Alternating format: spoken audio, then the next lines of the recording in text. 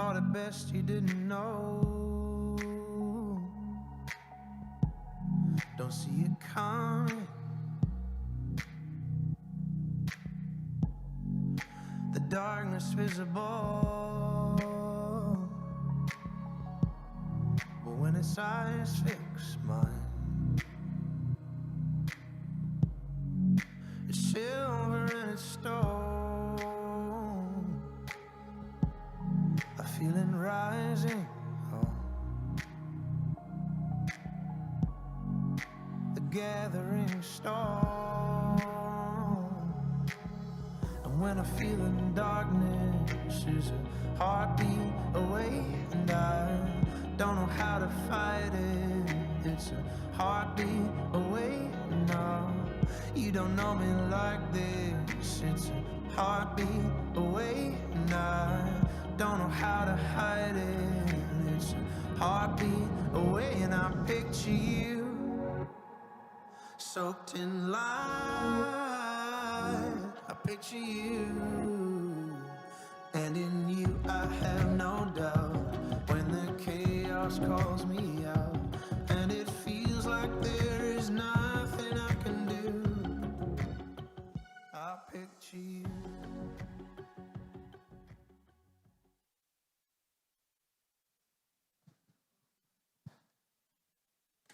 Good afternoon. Welcome to Vineyard North. My name is Lauren Beefus, and I am one of the pastors here at the church.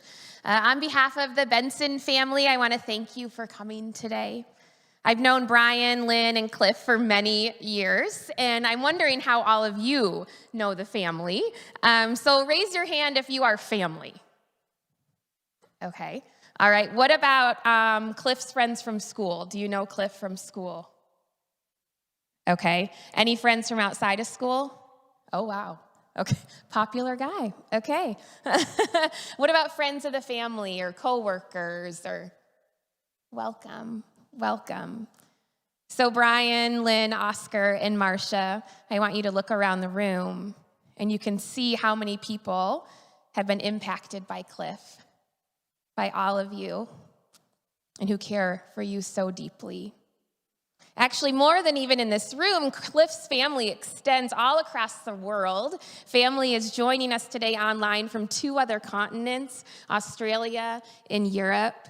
And here in the United States, we have people joining us online from California, North Carolina, New Jersey. And so we welcome all of you, and we thank God for technology today. So like I said, we've known the Bensons for many years. We came into Ada Vista Elementary School when my son Jack was in the 1st grade, and he didn't know anyone in his class, and a lot of the kids had known each other since preschool, and Cliff was one of Jack's first buddies. Cliff reached out to Jack, and I started hearing his name a lot around our house, Cliff, Cliff, Cliff. And so, of course, my younger kids, they're so excited to hear about this Clifford, because, I mean, come on, to like a 5-year-old and a 3-year-old, Clifford had to be this super cool kid, right? I mean, they're pumped to meet this Clifford. And so Brian coached Jack on this powerhouse soccer team right here. These boys were killing it. And my dad said he'd never seen Jack want to play a sport before until Brian coached him. And then Jack wanted to show up to practice. And I'm sure, having this amazing team and all of his buddies on the team helped too. But the boys also shared lots of birthday celebrations together. Dave and Buster's, they had scavenger hunts around our neighborhood, Mexican restaurants. And one of those birthday parties was actually right here in this room. So we turned our church into a giant Nerf battle zone. And you get a Nerf gun in the hands of a 1st grade Cliff Benson. Okay, I'm telling you, watch out, all right? This kid was wild. He was not messing around. And I personally feel like maybe I should take some credit for his hunting skills that he developed later in life for the training we did that day, just saying. But we've spent a lot of time with Cliff and his family over the years. And so this evening, we've come together to celebrate and to remember the life of, in your words, out on the board, the energetic, the fearless, the crazy, the funny, Clifford Irving Benson. So would you pray with me as we begin? Jesus, we are aware right now, more than ever, that life is a precious gift. And we are joined together here to commemorate and honor Cliff's life that is so precious to us. We are aching from the void that has been created in our hearts and in our lives. We lift up our sadness and our grief to you. We ask that you would comfort us in our pain, that you would give us hope in our confusion, and you would bring us an overflow of your peace. We welcome you here. In Jesus' name we pray. Amen. I would like to invite Klaus up, Cliff's uncle. He is going to share the obituary that Brian wrote on behalf of Brian and the family. Thank you. Hi, my name is Klaus Bellinghausen. I'm a friend of the family for 30 years plus, and I was asked to read Brian's obituary for the family. Life is but a dash. Clifford Irving Benson was born November 8, 2005, and died in a car accident in July 6, 2021. Cliff enjoyed the love of family and friends for a brief 15 years. What did Cliff do with his dash, you ask? Cliff loved people. He got energy from others. Cliff had an amazing EQ, emotional quotient. His ability to read body language was both his strength and his weakness. He had a caring heart. How did this amazing EQ develop? Cliff's short life is a case study. The youngest of 3 children, Cliff was without formal speech until almost the age of 4. But that didn't hold him back. He was absolutely able to achieve all his goals with body language alone. Cliff developed facial expressions along with eye and body language that put people at ease and communicated without speech. These nonverbal skills would have him positioned to accomplish great things as a person, as a people person and communicator. Thinking back, he wore a shirt that stated, "Fear the skills," which summed up Cliff's personality up to a T. Cliff had mental toughness, eye-hand coordination, and a compact athletic frame. Most importantly, he had persistence and courage. Regarding school, Cliff loved the social side of school and was a bilingual speaker as a result of Ada Vista Spanish Immersion School. He attended Forest Hills Northern High School as a member of the class of 2024. Cliff had great memories and experiences enjoying time outdoors with family and friends. Hunting, fishing, skiing, soccer, baseball, snowboarding, wakeboarding, tubing, motorcycling, and skateboarding. He learned to downhill ski age 3,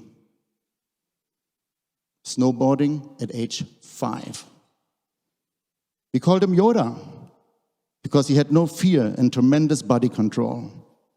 He got up on his first try on water skis and the wakeboard. First try. He had between the ears toughness. With every trip, shredding on the toe side, Cliff will be with us. Cliff loved duck hunting. The fellowship, intensity, enjoying of Dark 30 events were memorable.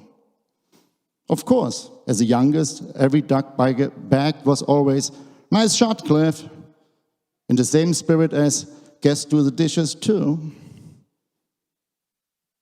Cliff became an accomplished caller and experienced the response of tern and cupped wings. Cliff was also an accomplished fisherman. He caught most Michigan fish species and enjoyed time on the boat, even though he never liked the worm part. He was happy to advance to trout and salmon fly fishing.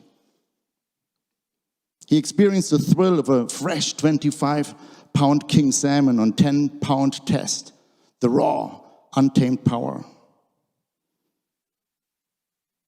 Cliff helped plant thousands of trees and shrubs as a part of a habitat improvement project at our special place on Drummond Island. Many see a tree and want to save it. Cliff learned and understood why it's more important to save the forest, not the tree.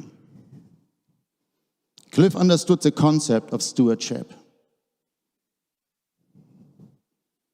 Cliff enjoyed his motorcycle and often went ripping with his brother Oscar. Cliff knew firsthand how engines crankshift generate power. This knowledge and understanding was the result of rebuilding entire engine step by step. Upon completion of the engine rebuild project, he heard his engine combust. He had the first ride. And that knowledge brought confidence, understanding, self-satisfaction, and joy of completion.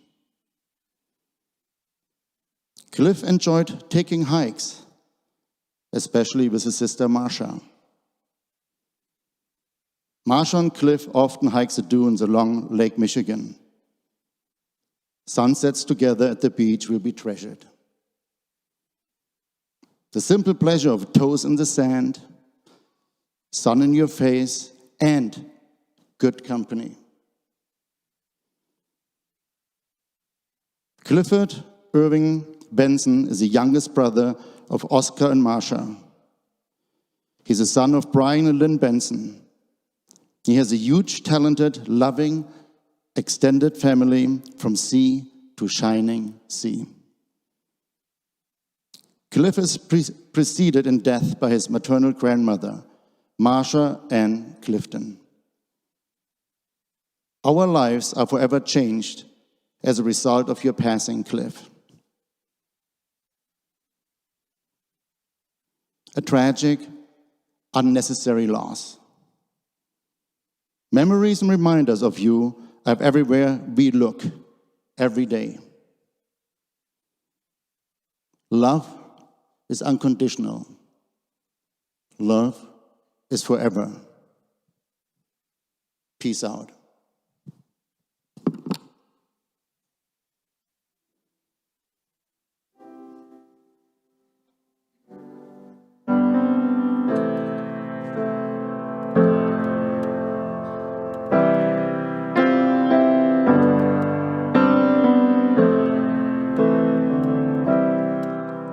When I find myself in times of trouble, Mother Mary comes to me.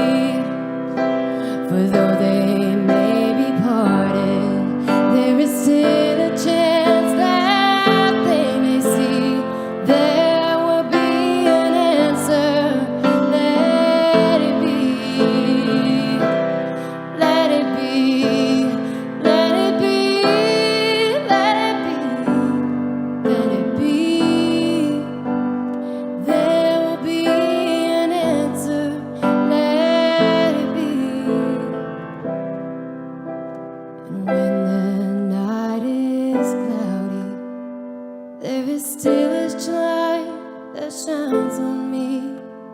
Shine until tomorrow, let it be. Wake up to the sound of music. Mother Mary comes to me, speaking words of wisdom. Let it be, let it be, oh let it be, let it be, oh let it be. There will be an answer. Let it be, let it be, let it be, let it be, let it be. There will be an answer. Let it be. Would you whisper words of wisdom? Let it be.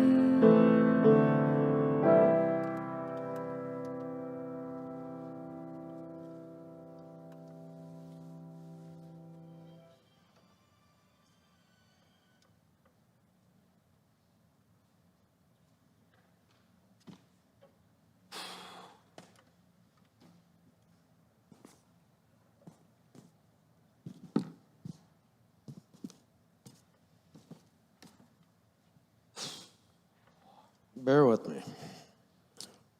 First of all, I'd like to thank everyone for coming today to meet, grieve, process, most importantly, celebrate the life of our son, Clifford Irving Benson.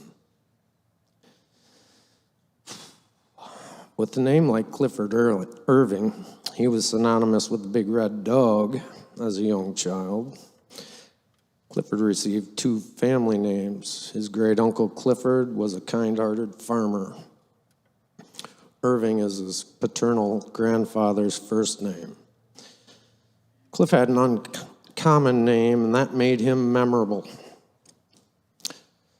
Many are aware of this tragedy and reached out with expressions of sadness, condolences, and kindness. I'm certain the other families in the community are considering this, the what ifs, the I can't imagine, the shock, and the fear. Cliff and Morellis are a 21st century love story wrapped in tragedy. It's not our intent to pivot Cliff's loss into a call for action, a cautionary tale, or a for the children cause. That wasn't Cliff, and that's not our objective. Cliff was a 15-year-old kid who had friends in all social cliques. Sadly, he and they all got out ahead of themselves, and tragedy resulted. This is the one known. Others have shared that the who, what, where, when, how, and why may result in understanding, but these facts change nothing. All will process the tragedy in their own way. To the kids, know your parents are your greatest allies, cheering your successes, encouraging your self-discipline, guiding you to your best. And that is likely interpreted as, oh, you don't like the blank. The teen years are about self-discovery. How long is this leash? As a business owner, I know little is learned when things are going well. Mistakes and failures are how we learn. And damn, this is the ultimate in process failure. Fatal and final. This generation has extensive gaming experience, hours of virtual camaraderie, teamwork, and competition. Yet each game includes a, quote, respawn, unquote, except the amazing thing we enjoy and share called life. Our family has planted with our hands thousands of shrubs and trees that enhance the habitat. We volunteer and give to outdoor organizations like Trout Unlimited and Ducks Unlimited that impact the water we all drink and the spillways that prevent flooding. The organizations do great things that benefit the air, water, and environment that sustains all of us. I encourage everyone to find the grounding impact of a listening walk, the camaraderie of a fishing camp, the solace of walking the dunes, staring out at the vastness of Lake Michigan, listening to the prehistoric calls of the sandhill cranes and the chuckles of the mallards. And if you're really skilled and have a pair, go chase the wolves around in the snow. Breathe in the scent of the bear and the rutting bucks. Camp at 10,000 feet in the Winnemanooch, hearing the bull elk bugle to their harem in pursuit of understanding what life is really about. This is the second tragic car wreck in my life. The first was the loss of my best man. He left behind a young wife and 3 children, life-shattering and life-changing moments, nightmares that remain with us forever.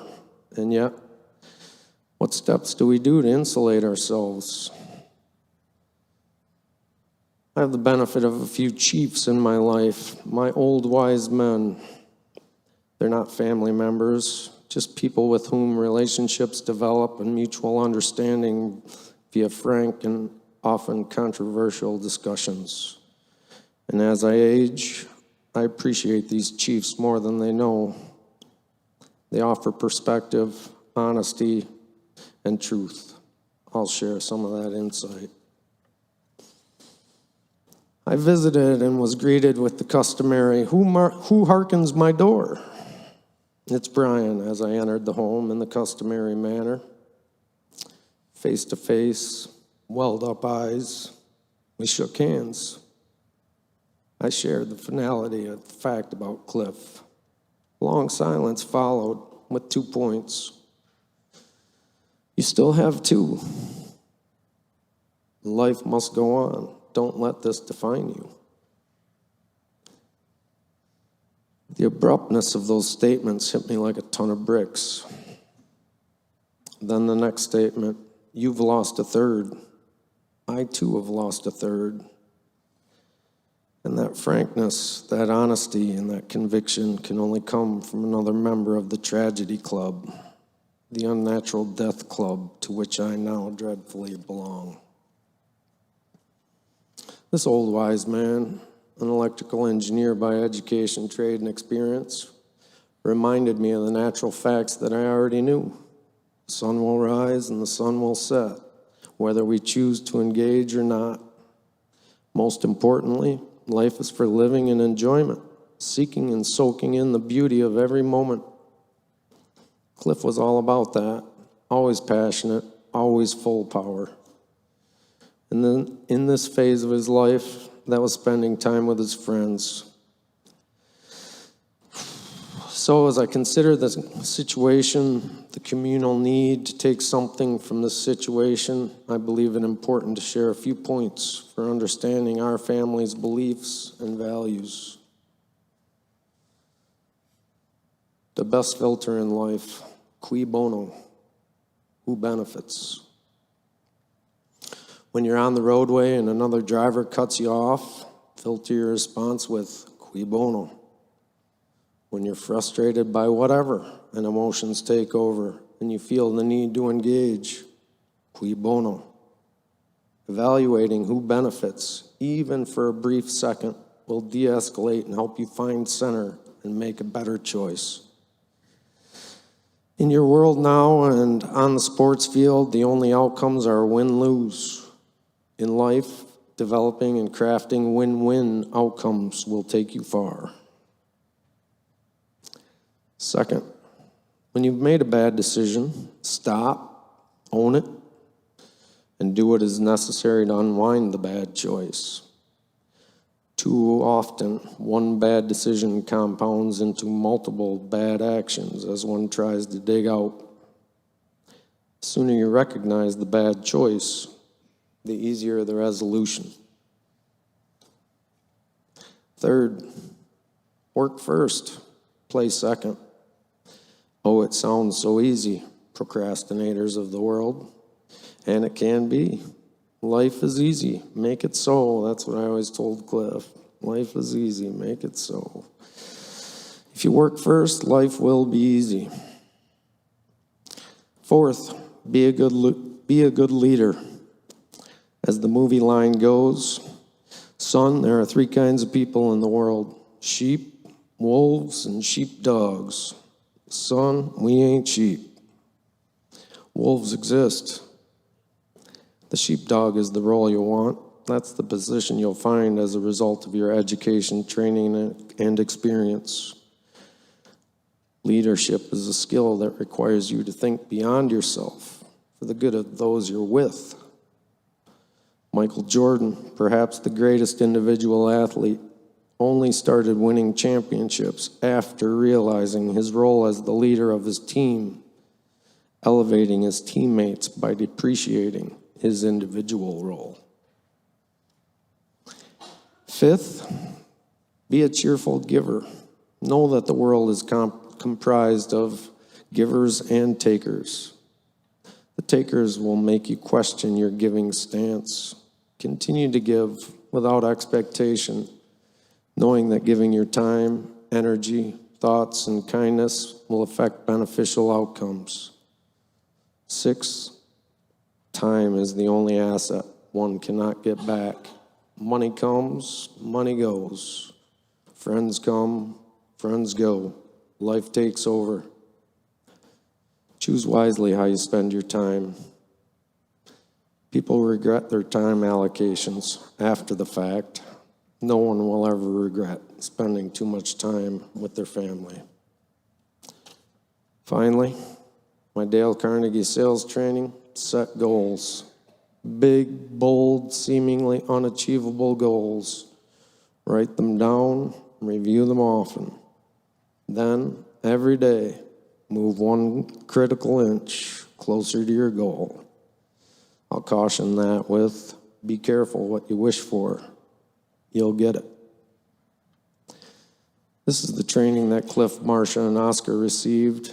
This is the what, when, where, and how that Cliff lived by, his inner true self.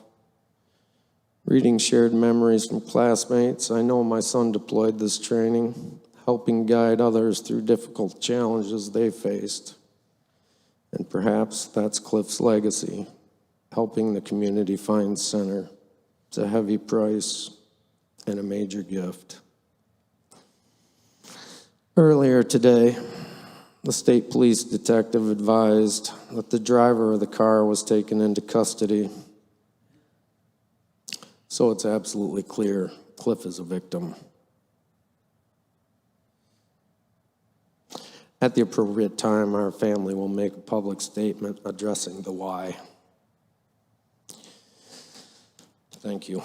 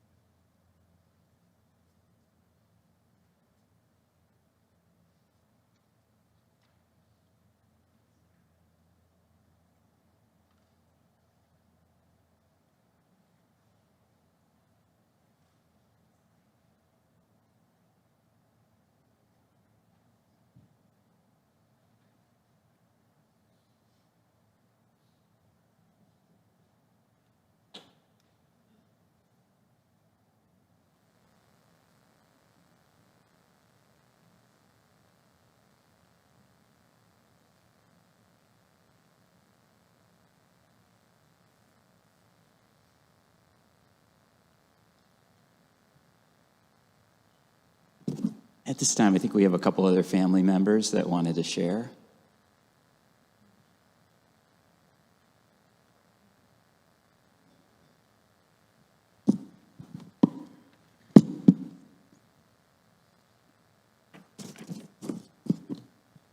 Cliff's sister, Marcia. All right. 5,719. This is a number meaningless to many, just another point on the number line. But this number defined my little brother's life. He lived 5,719 days, and then he died. End of story. But I don't want this to be his only story. I don't want his life, all 5,719 days of it, to be defined by his last. I want to tell the stories of when we would play as children, when we would laugh together, when we would confide in each other.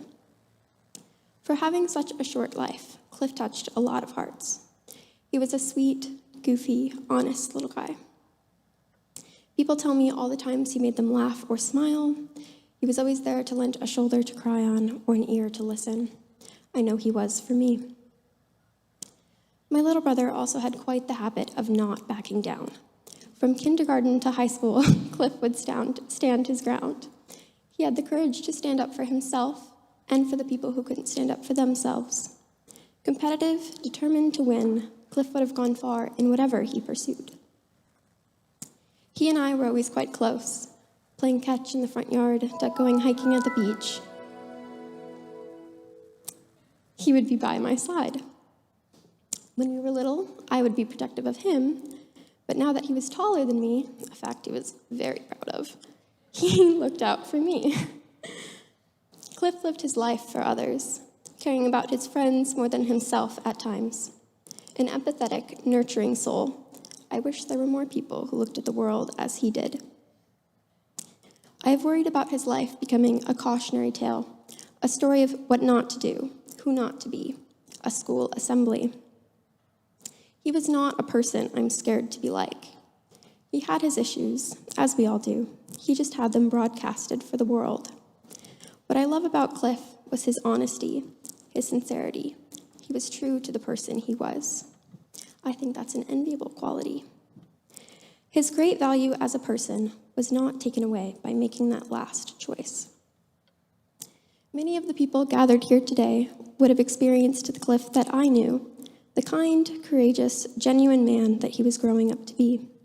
He helped many people during his lifetime, more than he could ever really know.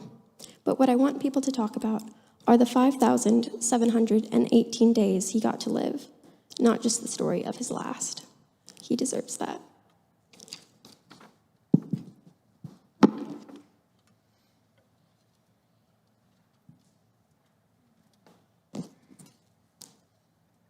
Thanks, Marcia.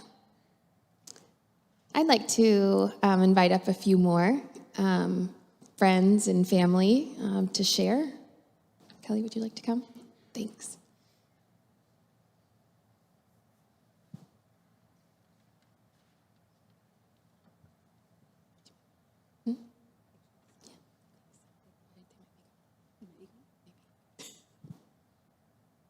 Yes, please.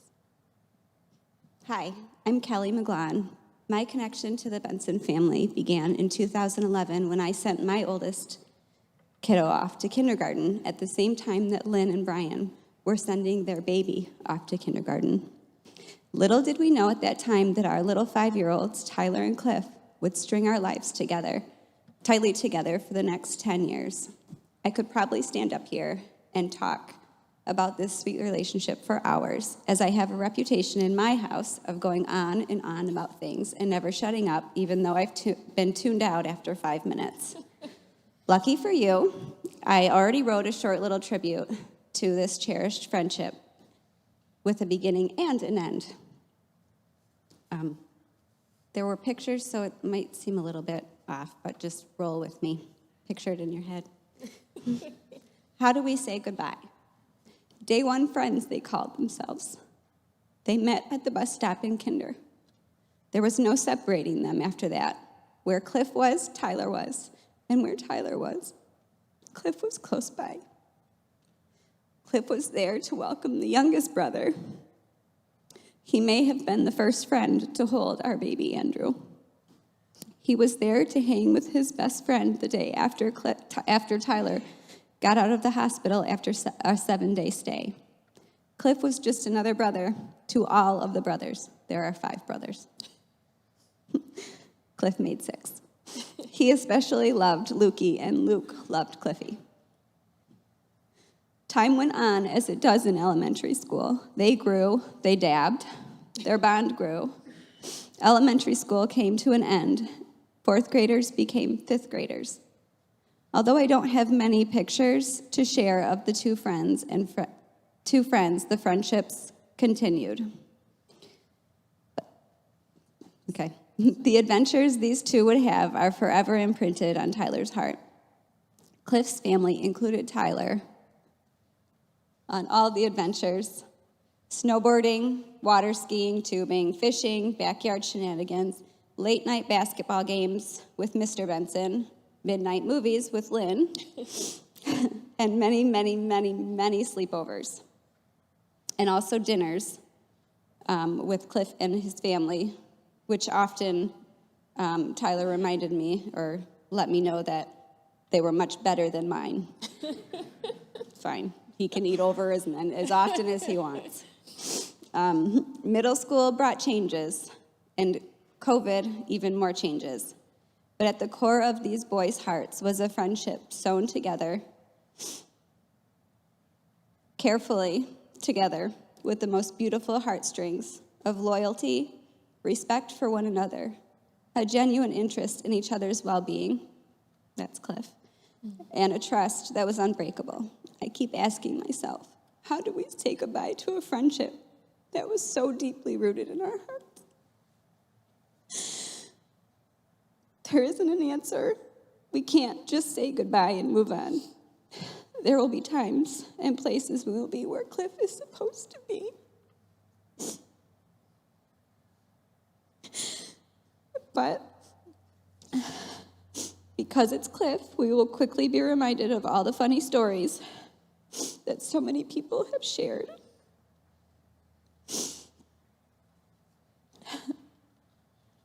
And although he may not have lived as long as we wished he had, on this earth, Cliff lived, and he loved, and he was loved, and that will sustain our hearts until the next time.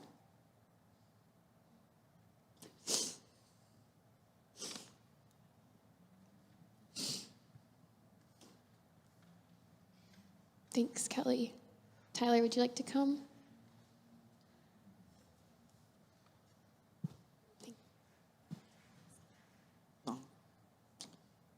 For those of you that don't know, I'm Tyler McGlon, and Cliff was one of my best friends. He's actually my first friend at the bus stop, as my mom mentioned. We pretty much grew up together and went through a lot and did a lot together. And we would hang out in the backyard. We'd go to the golf course and snowboard, where we would take videos of each other. And we'd skateboard through to Shell. That was our spot. And he was just so adventurous, and I'm never going to forget that.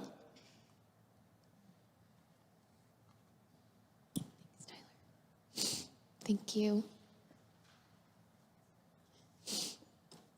Well, the family would like to hear from you. And we have a unique opportunity with all of these memories and stories in this room. We wanted to take a few minutes. There are a lot of us and a lot of stories. But just to, 5, 6, 7 of you that have a Cliff story that you could share with a family that would be a gift to them. Maybe they don't know, or everyone else in this room doesn't know, and you could gift us with that. And so would you come? I know it's bold and scary, but I'm telling you, it's a gift. It will be a gift to Brian and Marcia and Oscar, Lynn. So who would like to come and share first? Funny, sad, crazy? Yes, please come up. Oh, okay, I'll come to you.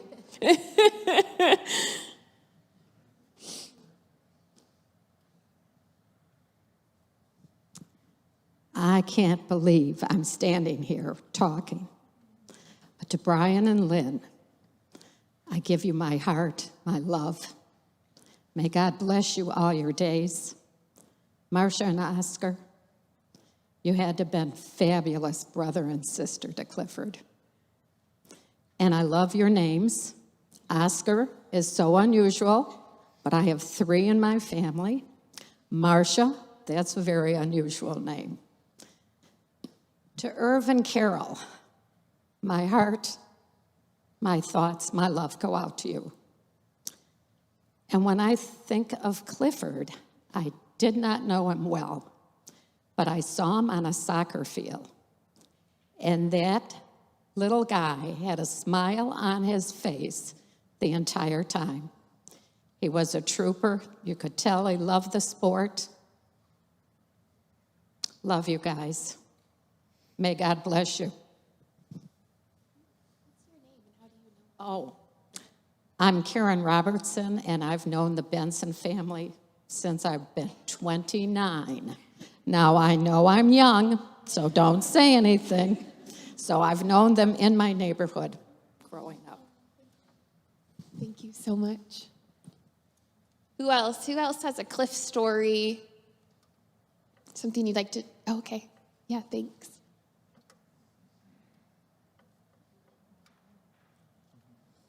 Here. Just say I'm Joseph Gage, and I've been a friend of Cliff for probably only like 2 years. I only didn't know him for that long, but during the time that I did know him, it was incredible. I'll tell a story about the time we went golfing, but we didn't go golfing. So we pulled up to the golf course, and we immediately had our eyes on the golf carts only. We didn't come with any clubs or anything. We just came to drive the carts. So we were actually with someone, uncle over there. He took us golfing. He went there to actually golf, but we weren't there for that. So we are pushing the golf cart to its absolute limits. So we were on the course at one point, and we did a 360 down a hill and drove off, and we were like, woo! We were having so much fun that day. And it was funny, we were near the back of the golf course, so that's like quite a hike. And our golf cart just stopped working. We were like, oh no, hopefully we don't get in trouble for this. So we abandoned the cart, and we started taking a walk back, but there's a stream that we had to cross. We had to jump over it. And Cliff was like, I don't know if we can jump over this. And I was like, I'll go first.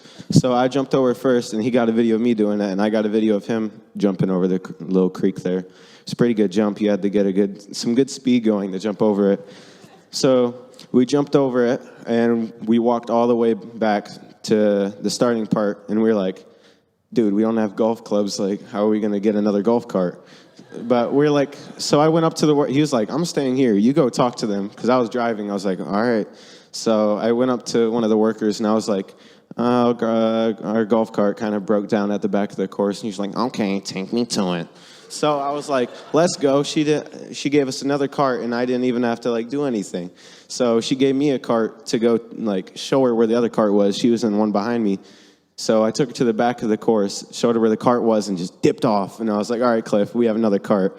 So for another about hour, we were just driving around in the cart, drifting around the little outskirts, doing all types of fun stuff until we got kicked out. But that's all I have to say for now. Thank you. Okay, so I've been told that we've abandoned our friends in Europe and Australia by not coming up to the front. They can't see us. So I'm sorry that now if you're going to share, you have to make the big, bold steps to come up to me. Who else? A Cliff story, a fun memory to share that the family can have. Yeah, come up, please.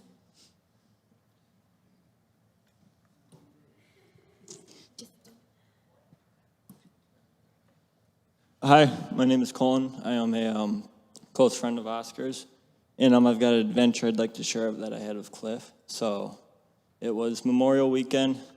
Brian had just bought a quad, we'll call it, and so we went up there. We had a bunch of dirt bikes and the quad, of course, and stuff, and so we were up there for the weekend. And then Cliff comes up to me and he's like, let's go for an adventure in a new quad. And so I was like, all right. So we took the quad and went around exploring Drummond Island pretty much. We drove it through the lake, mud holes, marsh, pretty much anywhere.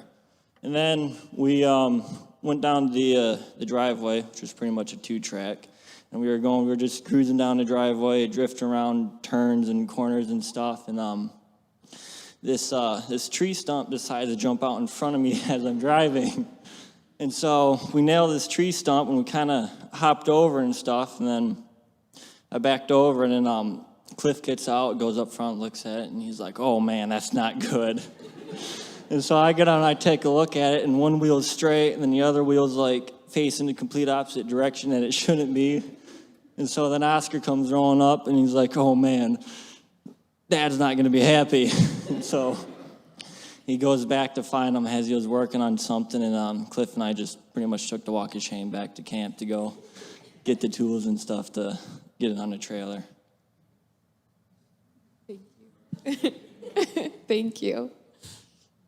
Who else? Just a couple more. Doesn't have to be as adventurous and crazy as those. Yeah, please come up.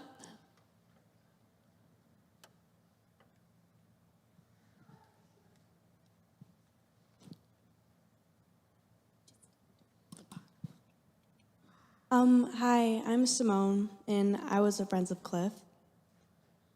This memory I have with them is very, very subtle, but it gave me a reason to come up and tell you how I viewed Cliff as a person. It was on New Year's Eve, and I was hanging out with him and some other friends, and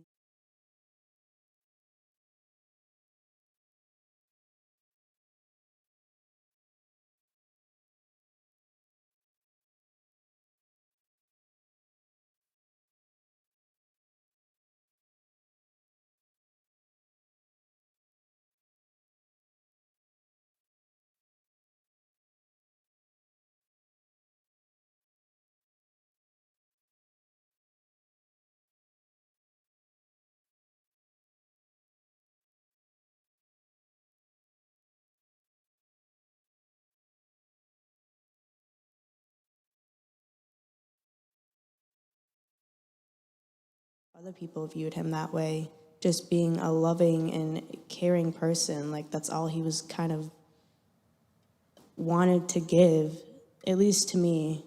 That's just how I saw Cliff being as a person. He was just so courageous and always there for you, whatever you needed.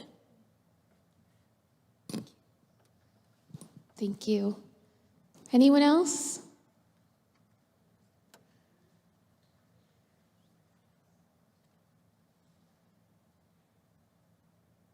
It's a gift. These memories are such a gift.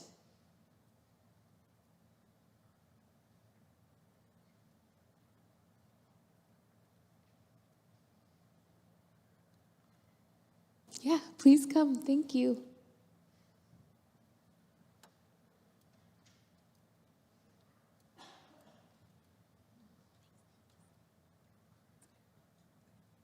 Me and Cliff weren't always that close, but I've known him since kindergarten. And this past year, we both had a lot of things going on. And he was always there for me, no matter what. No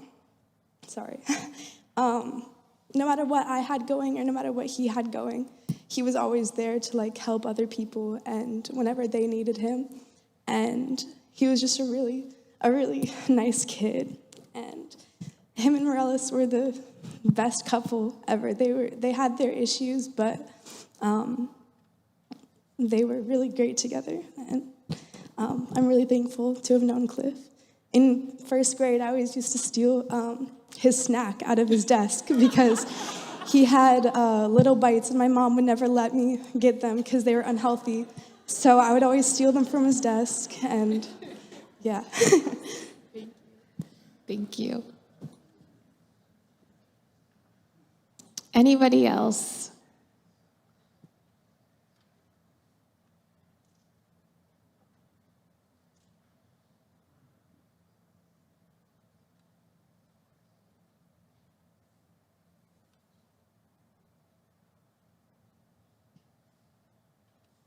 Okay, well, I think let's pray that we have the video ready.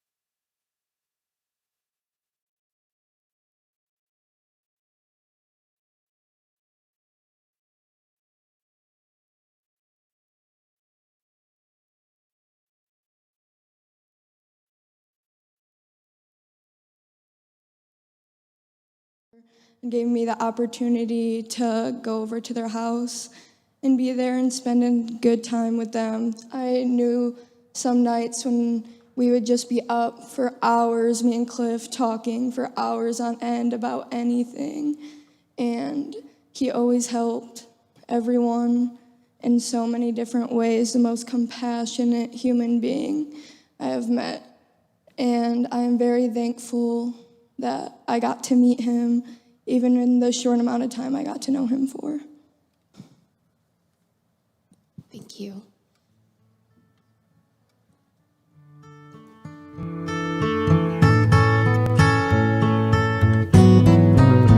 When you're down and troubled and you need a helping hand, and nothing is going right, close your eyes and think of me, and soon I will be there to brighten up even your darkest night. You just call up my name, and you know wherever I am, I'll come running. Oh yeah, baby, see you again.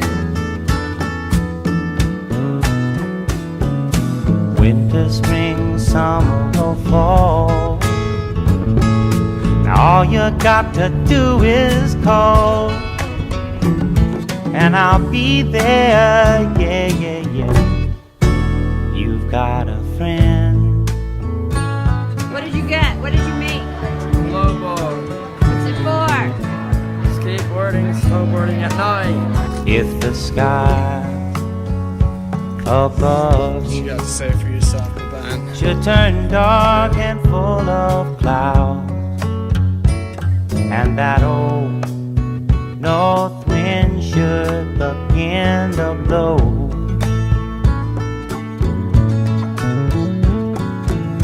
keep your head together and call my name out loud now.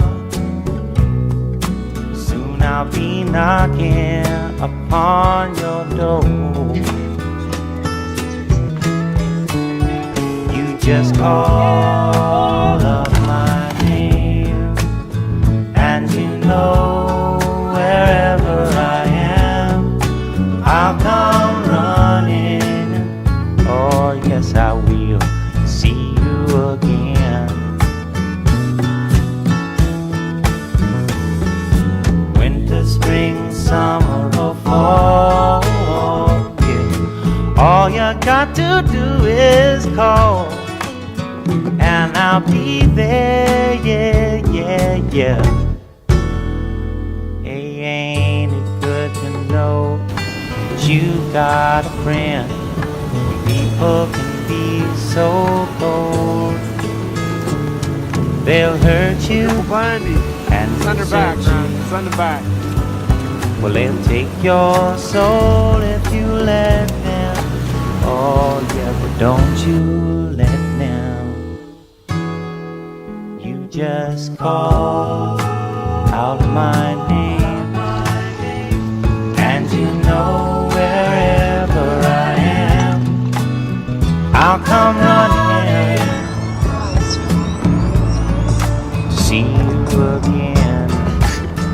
Oh babe, don't you know about winter, spring, summer, or fall? Hey now, all you've got to do is call. Lord, I'll be there, yes I will. Got a friend. You got a friend, yeah. Ain't it good to know you got a friend? Ain't it good to know you've got a friend? Oh yeah, yeah, you've got a friend.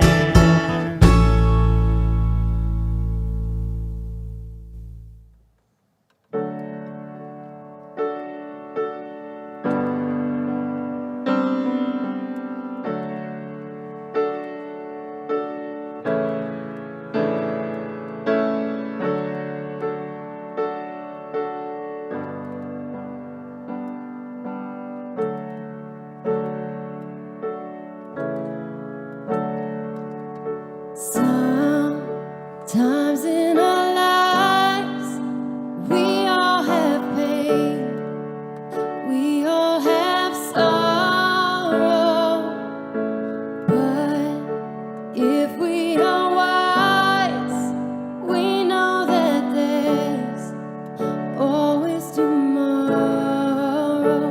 Lean on me when you're not strong. I'll be your friend. I'll help you carry on, for it won't be long till I'm gonna need somebody to lean on. So please swallow your pride if I have things I need to borrow, for no one can fill those of your needs that you won't let show. Lean on me when you're not strong. I'll be your friend. I'll help you carry on, for it won't be long till I'm gonna need somebody to lean on. Just call on me, brother, when you need a hand. We all need somebody to lean on. Just might have a problem that you understand. We all need somebody to lean on. And if there is a load that you have to bear, that you can't carry, I'm right up the road, and I'll share the load. If you just call me, lean on me when you're not strong. I'll be your friend. I'll help you carry on, for it won't be long till I'm gonna need somebody to lean on. Lean on me when you're not strong. I'll be your friend, and I'll help you carry on,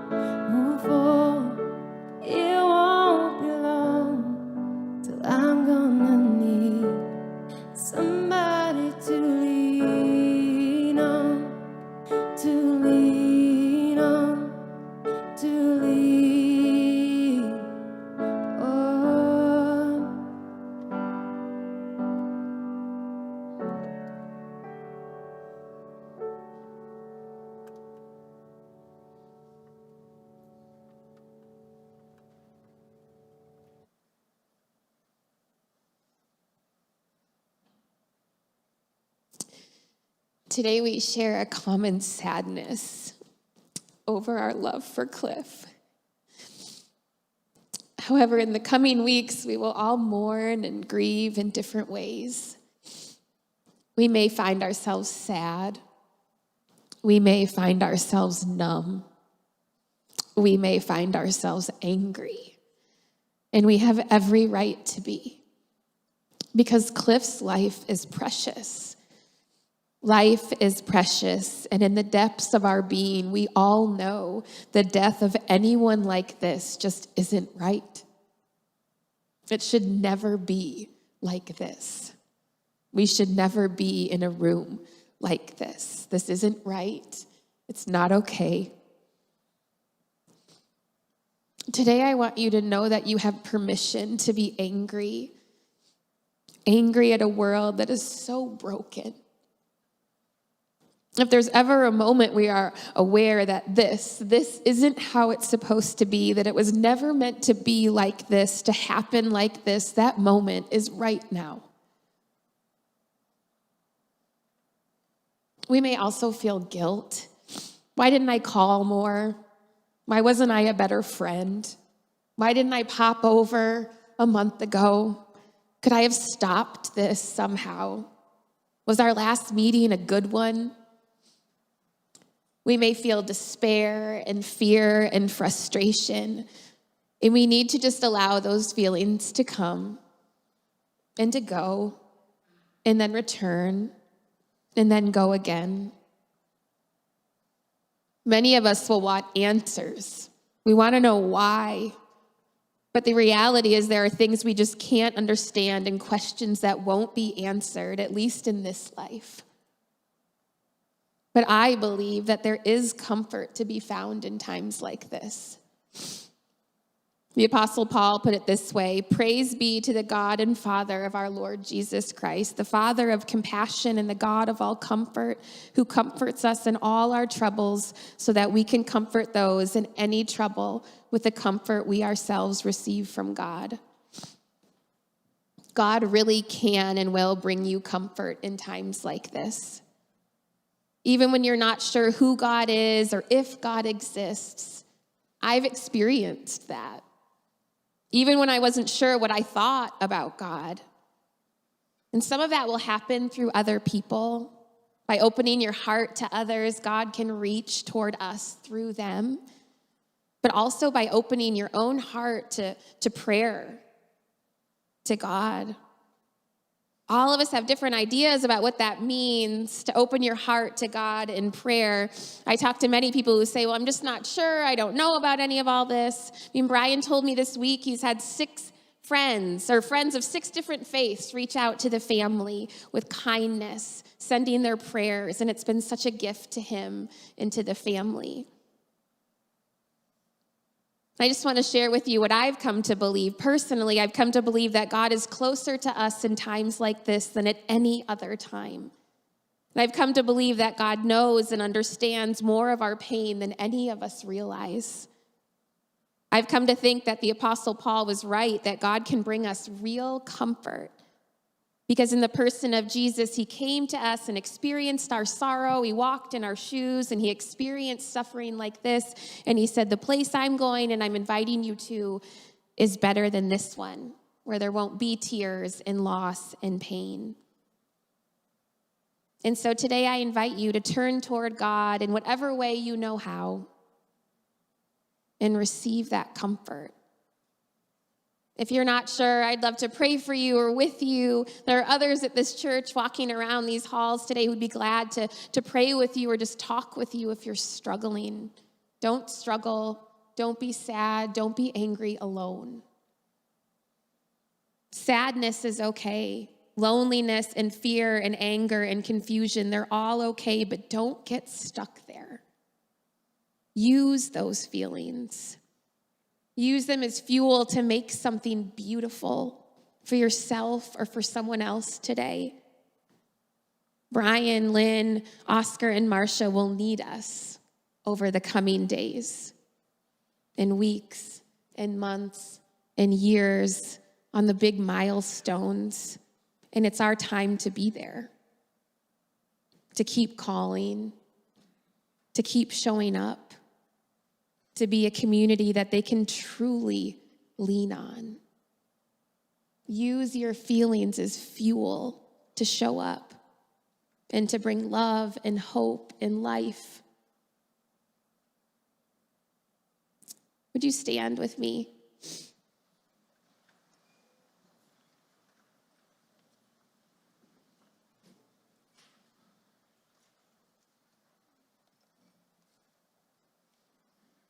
Let's pray together one last time.